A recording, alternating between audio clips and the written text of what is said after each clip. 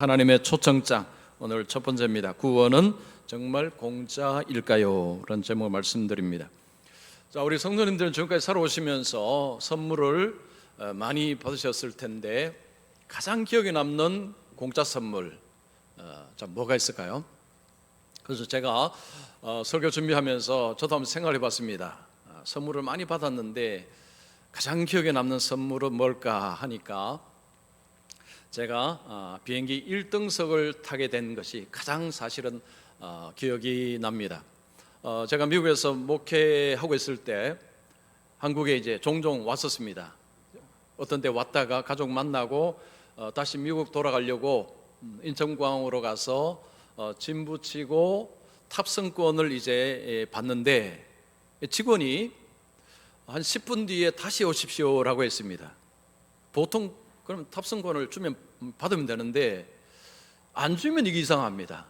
그때부터 갑자기 걱정이 되기 시작했습니다. 뭐 문제가 생겼나? 이러다가 미국 못 가는 건 아닌가? 뭐 이런저런 이 걱정이 이제 하면서 한 10분을 기다리고 다시 왔습니다. 오니까 그 직원이 제게 승무원 인도를 잘 받으십시오라고 했습니다. 그 말이 무슨 말인지 저도 잘 몰랐습니다. 이제 시간이 되어서 비행기를 이렇게 탔는데 보통 타면 이제 저 안쪽으로 쭉 들어가죠. 그런데 승무원이 위쪽으로 가라는 거예요. 위쪽으로. 그래서 가라는 위쪽으로 들어가니까 새로운 세상이 쫙 펼쳐졌습니다. 거기가 1등석 자리였습니다. 자리가요, 의자가 얼마나 큰지, 앞에 화면은 또 얼마나 큰지, 의자 뒤로 쫙 다 이렇게 그냥 누울 수 있습니다. 그리고 옆 칸과 자리도 꽤 이 거리가 있었습니다.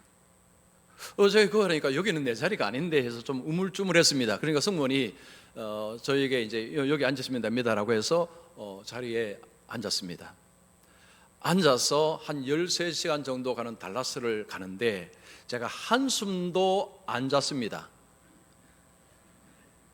한숨을 못 잔 게 아닙니다. 일부러 안 잤습니다. 왜일까요? 누리기 위해서. 제가 언제 1등석 타겠습니까?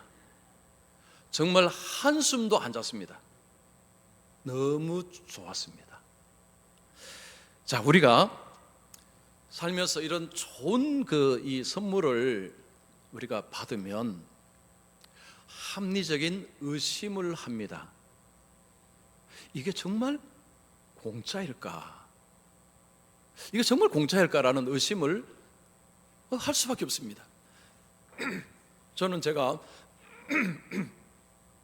여기 왜 나를 여기 태웠지라고 그래서 나중에 알아보니까 그 항공사를 계속 타고 다니니까 그때 이제 업그레이드를 시켜준 것입니다.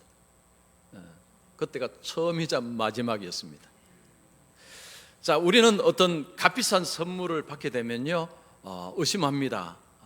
뭔가가 이유가 있을 것인데 이게 공짜가 정말 맞을 것인가라는 의심을 합니다.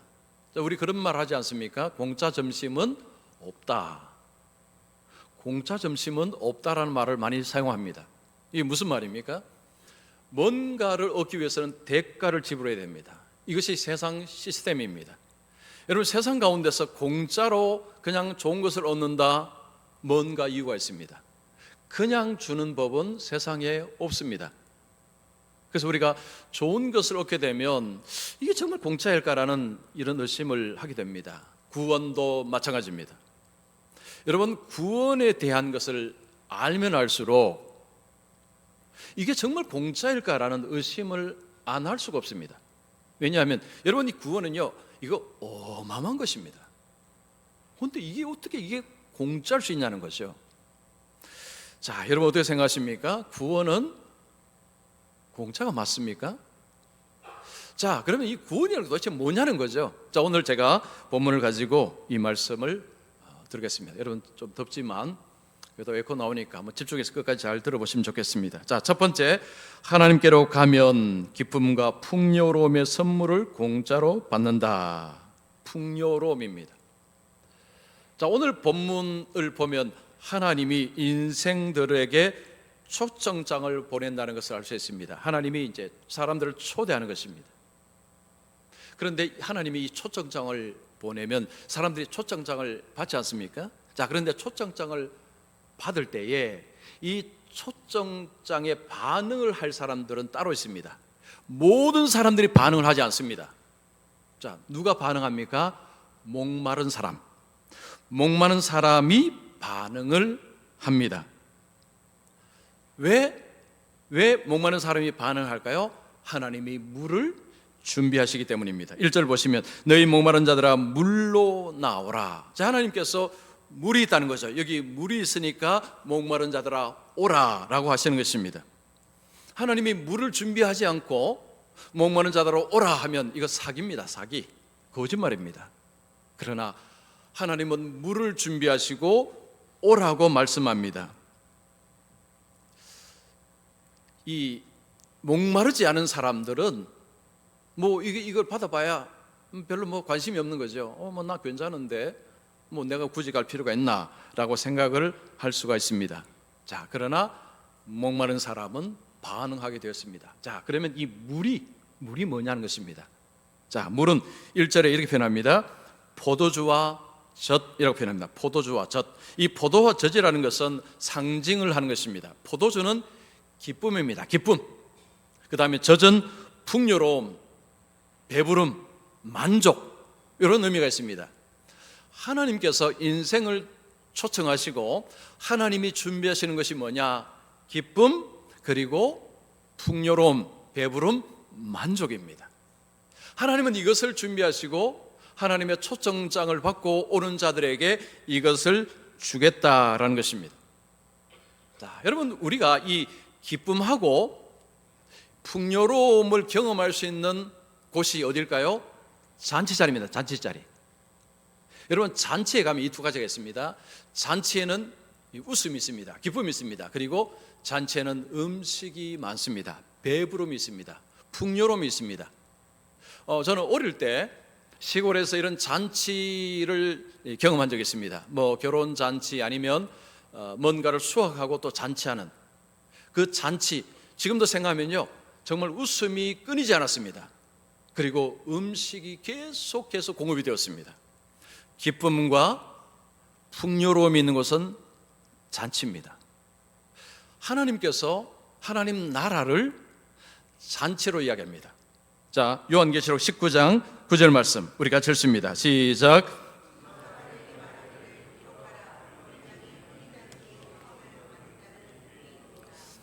하나님 나라를 잔치로 이렇게 표현을 합니다.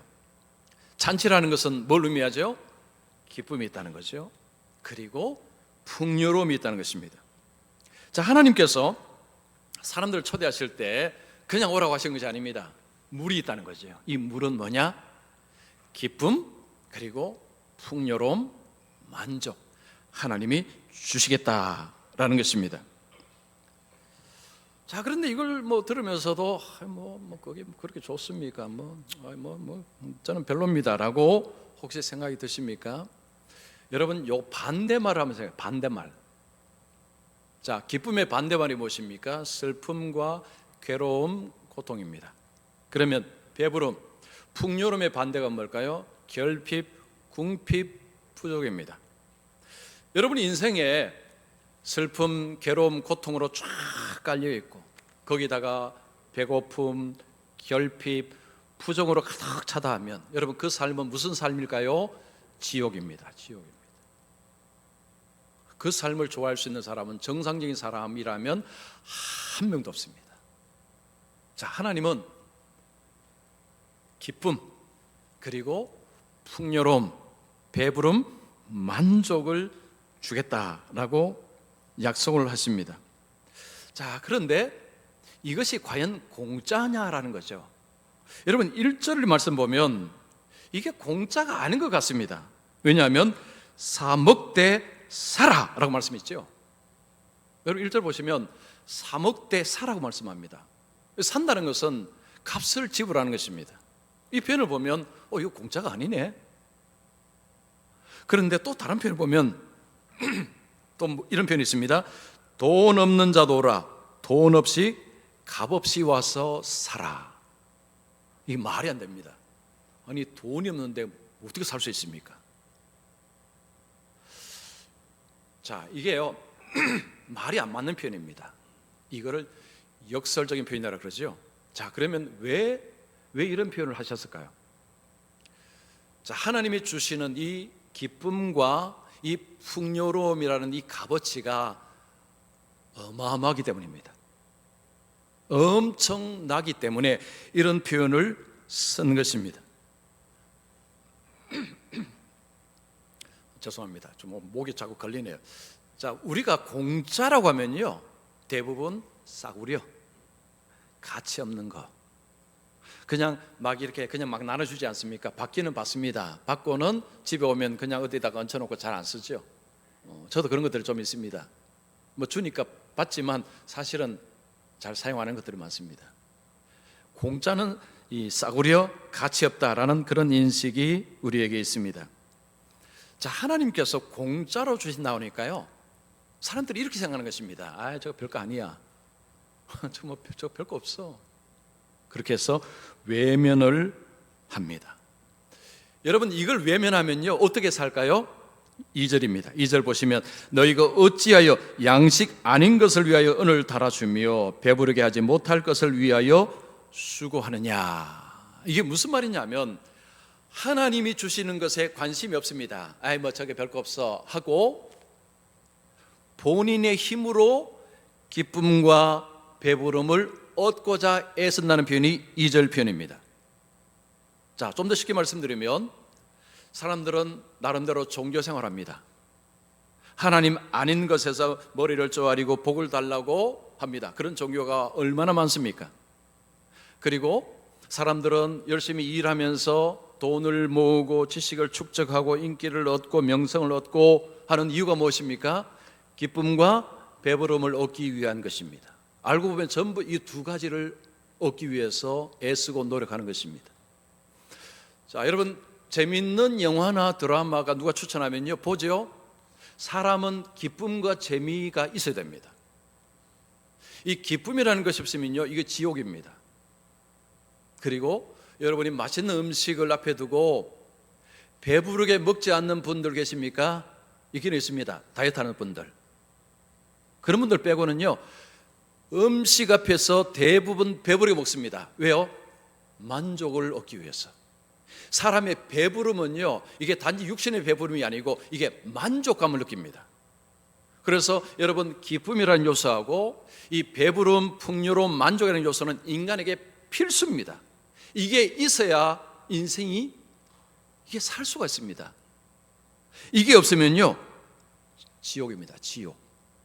자, 하나님께서 우리 인생의 가장 중요한 것 이걸 주신다고 하는데 이게 뭐 공짜라며 그건 별거 없어 하고 본인의 힘으로 열심히 애쓰고 노력하고 열심히 그걸 구하는데 결국은 이 두 가지를 구하고 있다는 것입니다. 자, 그런데 2절에 무슨 말씀입니까? 배부르게 하지 못할 것을 위하여 수고한다는 거죠. 그렇게 열심히 하는데 두 가지를 얻지를 못한다는 것입니다. 이게 지금 말씀입니다. 사람들이 행복을 구하기 위해서 열심히 일하고 살아가는데 이게 마음대로 안 됩니다. 미국의 심리학자 데이비드 마이어스라는 사람이 미국의 모수라는 책에서 이런 이야기했습니다. 미국의 삶을 추적을 했습니다. 60년대부터 21세기 초까지 추적을 해서 미국이 경제적으로 굉장히 부강하게 되었습니다. 자, 그러면 미국에 사는 삶의 질은 어떻게 되었는가? 이렇게 이야기합니다. 이혼율 2배가 늘었다. 청소년 자살률은 3배가 늘었다. 폭력 범죄율은 4배가 늘었다. 교도소 수감자는 5배가 늘었다. 사생아 출산은 6배가 늘었다. 결혼 아닌 동거는 7배가 늘었다라고 했습니다. 이 수치가 뭘 말해줍니까? 경제적으로 굉장히 부강하면서 사람들은 행복을 추구하는데 실질적으로는 거꾸로 가고 있다는 거죠. 불행한 삶으로 가고 있다는 것입니다. 자, 우리나라 한번 볼까요? 이건 미국 통계니까 그건 미국이고 자, 우리나라는 한번 말씀드립니다. 뭐 여러분도 잘 아시겠지만 2022년 기준 자살 하루에 36명. 한국의 자살률은 OECD 1위라는 거 여러분 다 아실 것입니다. 자살이 많다는 건 뭘 의미일까요? 불행하다는 거죠. 이혼, OECD 아시아 국가 중 1위입니다. 1위. 출산율, 여러분 아시지만 0.7명입니다. 왜 아이를 안 낳을까요? 불안하니까. 미래가 걱정되니까 못 낳는 것입니다. 행복지수 38개국, OECD 38개국 중에 36등입니다. 뒤에서 세 번째입니다. 자, 우리나라 사람들이 그렇게 행복을 추구하는데, 경제적으로 그렇게 잘 살게 되었는데 삶은 거꾸로 가고 있다는 것이죠. 불행해지고 있다는 것입니다. 2017년에 주한 일본 대사를 역임한 무토 마사토시라는 사람이 일본 잡지에다가 이런 글을 썼다고 합니다. 한국인으로 태어나지 않아 다행이다. 이 한국으로 안 태어나서 다행이다라는 글을 실었습니다. 이분이 한국인을 비하한 것이 아니라 내용은 이겁니다. 한국에 살아보니까 너무 경쟁심이 강해서 한국 사람들의 삶이 너무 힘들더라는 것입니다. 우리나라가 발전을 한 기틀은 경쟁심이 강해서 그렇습니다. 그런데 부작용이 나타납니다. 그 경쟁이 가다 보니까 비교를 너무 많이 하게 되니까요, 상대적으로 불행하다라는 생각을 의외로 많이 하고 있다는 것입니다. 요즘 텔레비전이나 영화나 아니면 책을 읽어보면요, 인생의 목적은 행복이다 이런 이야기는 이게 거의 그건 보편적으로 하는 이야기고, 그러면 행복을 얻기 위해서는 어떻게 하라고 이야기합니까? 마음을 따르라고 이야기합니다. 마음을 따르는 것이 행복한 길이라고 이야기합니다. 이거요, 제가 한두 책에서 본 게 아닙니다. 영화에서, 텔레비전에서 제가 한두 번 들은 게 아닙니다. 여러분도 아마 다 공감하실 것입니다. 다 그 이야기입니다. 남 소리 듣지 말고 네 마음 가는 대로 살아라. 여러분, 우리가 마음 가는 대로 살면 정말 행복할까요? 이 1960년대에 에릭 백이라는 분이, 이분은 이제 정신과 의사입니다. 자, 에런 백입니다. 에런 백이 인지행동치료라는 것을 그때부터 시작을 했습니다. 인지행동치료. 자, 이 치료법의 핵심은 그겁니다. 당신의 마음의 의문을 제기하라. 당신의 감정의 이의를 제기하라. 즉, 당신의 마음과 감정을 믿지 말아라는 것입니다. 자, 만약에 이제 우울증에 걸렸다면 마음이 뭐라고 얘기합니까? 바깥에 나가지 말아라. 그냥 아무도 하지 말아라. 그냥 이렇게 있어라. 이게 마음이 하는 이야기입니다. 그래서 이 치료법은 거기다가 의문을 제기하라는 거죠. 즉, 마음이 가는 대로 가지 말라는 것입니다. 여러분, 우리 마음은요 상당히 게으릅니다. 눕자, 그냥 쉬자, 아무것도 하지 말자, 이게 우리 마음입니다. 그래서 마음을 따라가게 되면 큰일 난다는 거죠. 자, 주일 아침에, 여러분 아침에 교회 오기 전에 마음은 뭐라고 이야기합니까? 오늘 그냥 집에서 온라인으로 예배하자. 나가는 것도 귀찮은데, 날도 더운데. 자, 그러면 마음을 따르면 그냥 포기하고 집에 주저앉습니다. 이 인지행동치료라는 것은 그겁니다. 마음 따르지 말고 옳은 행동을 적극적으로 하라는 거죠. 주일 아침에 나는 교회로 간다 하고 나오는 것입니다. 나와야 마음은 따라갑니다. 그러면 나중에 마음은 뭐라고 합니까? 잘 왔다, 괜찮네, 기쁘네 라고 행동을 따라서 마음이 바뀝니다. 그래서 이 우선순위, 내 마음을 따라서 행동을 따라가면 안 된다는 거죠. 옳은 행동을 하면 마음이 따라가야 된다는 것입니다. 이래야 된다는 거죠. 자, 그런데 우리 마음이라는 게 하나님을 좋아하느냐? 별로 안 좋아합니다. 하나님 말씀 듣고 순종하는 거 별로 안 좋아합니다. 그게 우리의 마음의 특징입니다. 자, 그러다 보니까 여러분, 사람은 하나님을 떠나는 것을 너무 쉽게 생각합니다. 그리고 쉽게 잘 떠납니다. 여러분, 성경은 우리에게 하나님을 떠나게 될 때 두 가지 문제가 있다고 이야기합니다. 자, 예레미야 여러분 2장 13절 말씀, 자, 우리 같이 읽습니다. 시작. 내 백성이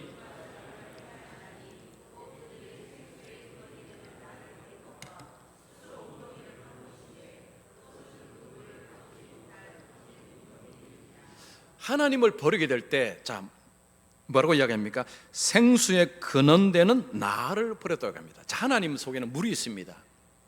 물이 있는데 하나님을 버린다는 것은 그 물을 버리는 것입니다. 자, 그 다음 두 번째는요, 그 다음에 그 물을 어디서 찾습니까? 터진 웅덩이에서 물을 찾는다는 거죠. 터졌다는 것은 물이 줄줄 새고 있다는 것입니다. 즉, 하나님 안에서 거기서 물을 찾으면 되는데 그냥 하나님을 버리니까 물을 찾아야 됩니다. 그 찾는 곳이 터진 웅덩이라는 것입니다. 즉, 그 말은 열심히 애쓰고 노력하고 힘써봐야 소용 없다는 이야기입니다. 자, 우리 성도님들은 예수 믿는 가운데서 기쁨, 그리고 풍요로움, 그리고 만족, 자, 이것을 어떻게 잘 누리고 계십니까? 아무도 대답을 안 하시네요. 이거 큰일 났다 이거. 자, 다시 묻겠습니다. 여러분, 예수 믿으면서 하나님 안에서 기쁨과 그 만족을 누리고 계십니까? 네, 감사합니다. 대답을 잘 해주십시오. 그런데 이게 믿어지지 않으면 이것을 다른 데서 찾아야 됩니다. 여러분, 직장에서 찾든지 아니면 자식에게 찾든지 배우자에게 찾든지 부모에게 찾든지 돈에게서 찾든지 하여튼 어디선가 찾아야 됩니다. 그런데 지금 성경은 우리에게 뭘 이야기합니까? 그 헛수고를 합니다. 헛수고. 거기서는 얻지 못한다라는 것입니다. 그래서 뭐라고 이야기합니까? 내게로 오라는 거죠. 내게로 오라. 하나님께로 가야 진짜 우리가 필요한 것을 얻을 수 있다는 것입니다. 자, 두 번째입니다. 하나님은 예수님을 믿는 자에게만 선물을 공짜로 주신다. 자, 하나님께로 간다고 할 때, 여러분, 하나님께로 간다는 것은 이게 무슨 말이죠? 여러분, 하나님께 간다는 게 무슨 말입니까? 자, 2절에 이렇게 말합니다. 내게 듣고 들을지어다. 우리가 하나님께로 간다고 할 때 제일 중요한 것은 하나님께 듣는 것입니다. 이게 핵심입니다. 자, 지난 시리즈가 신앙은 듣기다라고 했습니다. 여러분, 신앙의 핵심은 듣기입니다. 오늘 본문도 그 이야기입니다. 내게 듣고 들을지어다. 그리하면 너희가 좋은 것을 먹을 것이며 너희 자신들이 기름진 것으로 즐거움을 얻으리라. 자, 하나님 앞에 나와서 듣고, 여기 듣는다는 것은 순종도 같이 펴면 되는 것입니다. 하나님의 말씀을 듣고 그 말씀을 따르게 될 때에 기쁨과 만족, 이것을 얻을 수 있다, 이 말씀을 합니다. 여러분, 주님께서 주시는 이 물을 마시기 위해서는 뭘 해야 된다고요? 주님께 들어야 됩니다. 3절에 너는 귀를 기울이고 내게로 나와 들어라. 그리하면 너희의 영혼이 살리라. 영혼이 산다는 것은 구원받는 것을 말합니다. 우리가 귀를 주님께 열고 들어야 된다는 거죠. 그러면 어떤 일이 벌어집니까? 기쁨과 배부름, 풍요로움을 맛볼 수 있다, 누릴 수 있다, 그 이야기하는 것입니다. 자, 여러분, 예수를 믿는다는 것은요, 그냥 교회 가는 것이 아닙니다. 그냥 내가 뭐 헌금하는 것, 뭐 헌금해주고 뭐 봉사해주고, 이게 아니라는 거죠. 정말 예수 믿을 때 하나님이 우리에게 정말 좋은 것을 준다는 거죠. 이게 바로 기쁨과 그리고 풍요로움입니다. 자, 3절에 보시면 주님께 와서 듣는 자들에게 하나님이 이런 말씀합니다. 내가 너희를 위하여 영원한 언약을 맺으리니 곧 다윗에게 허락한 확실한 은혜이니라. 하나님께 와서 귀를 여는 자, 하나님의 말씀을 따르는 자들에게 하나님이 확실한 은혜를 주십니다. 은혜가 확실하다고 이야기합니다. 이 은혜가 무슨 이야기입니까? 다윗에게 허락한 확실한 은혜로 이야기하고, 앞에서는 영원한 언약이라는 표현을 씁니다. 자, 언약, 하나님께서 하나님께 나오는 자와 언약 관계를 맺으시겠다는 것입니다. 이것이 엄청난 은혜라는 거죠. 이것이 영원한 은혜라는 것입니다. 이것이 확실한 은혜라고 말씀합니다. 자, 여러분, 언약이 무엇입니까? 언약은 하나님과 하나님 백성 사이에 맺는 약속입니다. 이스라엘 백성들이 애굽에서 나와서 시내산에 이르렀을 때 하나님과 이스라엘 백성 사이에 언약식을 했습니다. 하나님은 약속합니다. 내가 너희의 하나님이 되어서 너희를 인도하고 너희의 삶에 복주겠다고 했습니다. 하나님의 약속입니다. 백성들은 우리는 하나님만 섬기겠습니다, 우리는 하나님께만 순종하겠습니다 라고 약속했습니다. 쌍방간의 약속을 했습니다. 그래서 한쪽이 약속을 지키지 않으면 이 언약은 깨지는 것입니다. 이스라엘 백성들이 오겼습니다. 언약이 깨졌습니다. 나라가 망했습니다. 그들은 쫓겨갔습니다. 이방의 포로로 끌려갔습니다.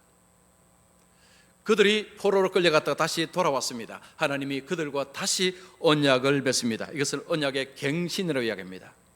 그런데 이때 맺는 언약은 이전과 다릅니다. 그전에는 조건적이었습니다. 그러나 이제는 조건적이 아닌 언약을 맺습니다. 자, 그러면서 지금 다윗과 언약을 이야기합니다. 다윗과 언약이라는 것은 하나님이 다윗과 언약을 맺으시고 그 다윗에게 이런 약속하셨습니다. 너의 나라가 영원할 것이다 라고 약속했습니다. 자, 이게 뭐냐면 다윗의 자손들이 영원히 나라의 왕이 되어서 통치한다라는 약속이 아닙니다. 왜냐하면 나라가 망했기 때문입니다. 이것은 뭐냐면 다윗의 자손, 후손 예수 그리스도의 나라가 영원하다라는 그 약속을 하나님이 다윗과 언약을 통해서 하신 것입니다. 자, 그러면서 하나님께 나와서 귀를 여는 자와 하나님이 언약을 맺으시는데 다윗과 맺은 언약, 그 언약을 맺겠다라는 것입니다. 자, 그러면 다윗과 맺은 언약은 무엇이냐면 예수님을 통한 언약입니다. 이것을 새 언약이라 부릅니다. 여러분 갑자기 어려우니까 잠이 오죠? 주무시면 안 됩니다. 이거 잘 견디셔야 됩니다. 지금 구약 성경은 뭘 이야기하냐면 다윗의 후손을 통해서 하나님께 나오는 자와 언약을 맺겠다는 것입니다. 즉 예수님을 통해서 새로운 언약을 맺겠다는 거죠. 이것이 새 언약입니다. 예수님의 피를 통해서 우리는 하나님과 언약 관계 속에 들어갑니다. 그래서 우리가 받은 구원은 공짜이기는 한데 공짜가 아닙니다. 왜냐? 예수님의 피 흘리심이 있기 때문에. 우리에게는 공짜는 공짜인데 여기는 엄청난 대가가 지불되었습니다. 왜냐? 예수님의 피가 있기 때문입니다. 자, 지금 구약 성경입니다. 구약 성경에 하나님은 예수 그리스도를 통해서 하나님과 하나님 백성 사이에 언약 관계가 이게 주어질 것이다 라고 약속하는 것입니다. 자, 그러면서 이제 정리하면 이렇습니다. 하나님이 예수님을 통해서 우리에게 복을 주시겠다는 것입니다. 자, 하나님이 기쁨과 배부름을 우리에게 주시는데 이 엄청난 것을 이걸 왜 주시느냐? 예수 그리스도 덕분에 예수 그리스도의 피로 우리에게 주시겠다는 것입니다. 그래서 예수님께서 여러분 요한복음 4장 14절 말씀 이런 말씀하신 것입니다. 자, 같이 읽습니다. 시작. 내가 주는 물을 마시는 자는 영원히 목마르지 아니하리니 내가 주는 물은 그 속에서 영생하도록 솟아나는 샘물이 되리라. 예수님이 내가 물을 주겠다는 거죠. 바로 이 이야기입니다. 하나님께서 다윗을 통해서 맺은 언약의 핵심은 그겁니다. 예수님을 통해서 복을 주시겠다. 그 복이 뭡니까? 물입니다. 그 물이 뭐죠? 기쁨과 풍요로움입니다. 여러분 4절 보십시오. 보라 내가 그를 만민에게 증인으로 세웠고 만민의 인도자와 명령자로 삼았나니. 여기서 그라는 것은 다윗이 아니고 다윗의 후손 예수님을 말하는 것입니다. 자, 하나님은 역사 속에 예수님을 이 땅에 보내시고 예수님을 통해서 하나님을 세상에 증거하셨습니다. 이 말은요, 여러분 세상은 예수님을 통해서만 하나님을 알 수 있다는 것입니다. 그리고 예수님을 만민의 인도자와 명령자로 삼으셨습니다. 인도자는 목자입니다. 목자.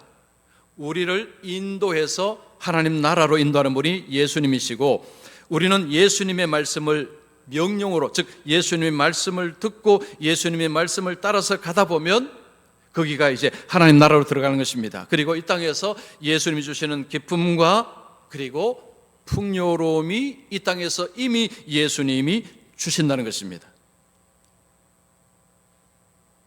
잘 따라오 계십니까? 자, 마지막 5절 또 남았습니다. 5절 보시면 보라 내가 알지 못하는 나라를 내가 부를 것이며 너를 알지 못하는 나라가 내게로 달려올 것은 여호와 내 하나님 곧 이스라엘을 거룩하신 이로 말미암음이니라. 이는 그가 너를 영화롭게 하였느니라. 이 말씀은 하나님이 예수 안에서 온 세상을 부르신다는 것입니다. 즉 이방 지역까지. 하나님은 이스라엘뿐만 아니고 온 이방 지역으로 하나님이 부르셔서 예수님 안에서 하나님은 구원시켜 주신다. 즉 예수님 안에서 기쁨과 풍요로움을 주신다라는 것입니다.